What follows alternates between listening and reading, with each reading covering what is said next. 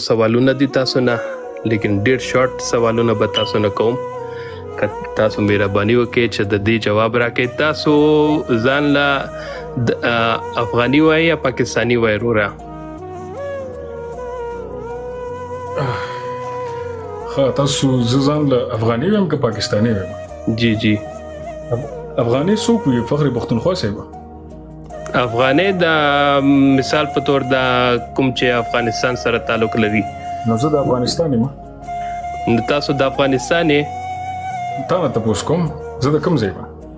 تاسو جی زه خو دا وایم چې تاسو وګورئ نن 1400 سال پهلې دلته دې خاورې کې د کې پی کې خاوره چې کوم دی دې کې پښتون نه و نو دې کې دا هزاره پروینس و اور دې ته چې دا پښتانه راغلي دي مثال په تور دلته هندو سپیکینګ هندو ریلیجن اور پنجابي سپیکینګ خلک وو